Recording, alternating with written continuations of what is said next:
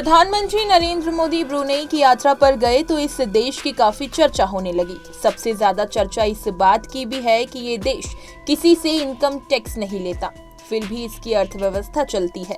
यहाँ के सुल्तान Hassanal Bolkiah तो अपने बाल कटवाने पर ही 16 लाख रुपए खर्च कर देते हैं।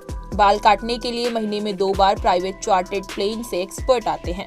क्या आपको पता है कि ये देश कभी बौद्ध लोगों का हुआ करता था, लेकिन अब ब्रुनेई इस्लामिक देश बन गया। यहाँ की अगर अभी की आबादी देखें, 82.1% मुस्लिम रहते हैं और 6.3% बौद्ध धर्म को मानने वाले लोग रहते हैं।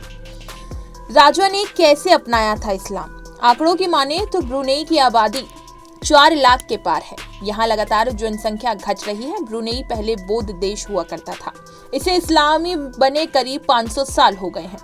इस्लामिक देश बनने से पहले ब्रुनेई अपने हिंदू और बौद्ध समुदाय के लोग यहाँ रहा करते थे।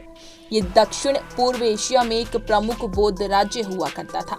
पुरातात्विक साक्ष्य भी इस बात की पुष्टि करते हैं कि यहाँ विभिन्न जातीय समूह के लोग रहा करते थे। माना जाता है कि ब्रुनेई का नाम संस्कृत शब्द वर्ण से लिया गया है, जिसका अर्थ है नाविक। ब्रुनेई में इस्लाम का आगमन 14वीं शताब्दी में शुरू हुआ, जब यहाँ अरब द्वीप और भारत के मुस्लिम व्यापारियों ने व्यापार शुरू किया। तब 1515 में ब्रुनेई के बौद्ध राजा अवांग अलक बेटाटर ने इस्लाम धर्म अपना लिया। उसने खुद का नाम सुल्तान मोहम्मद रख लिया। बाद में धीरे धीरे ये मुस्लिम देश बन गया। 16वीं शताब्दी तक जैसे जैसे शासक राजवंश इस्लाम में मजबूती में स्थापित हो गया, आबादी ने अपना धर्म बदलना शुरू कर दिया। 1959 में ब्रुनेई के संविधान में धर्म के रूप में इस्लाम की घोषणा हुई। बात करें यहाँ की शिक्षा, स्वास्थ्य सुविधाएं मुफ्त, टैक्स भी नहीं लिया जाता।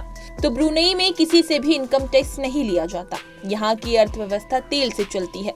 यहाँ पर 1929 में तेल की खोज हुई। तेल और प्राकृतिक गैस भंडार की वजह से इसे काफी फायदा होने लगा।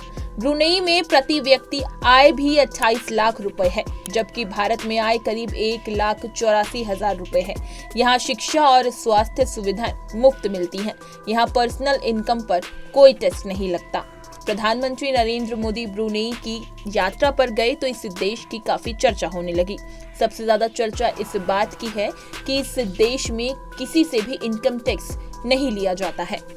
इसी तरह की तमाम खबरें और अन्य अपडेट्स के लिए बने रहिए हमारे साथ और देखते रहिए punjabkesari.com।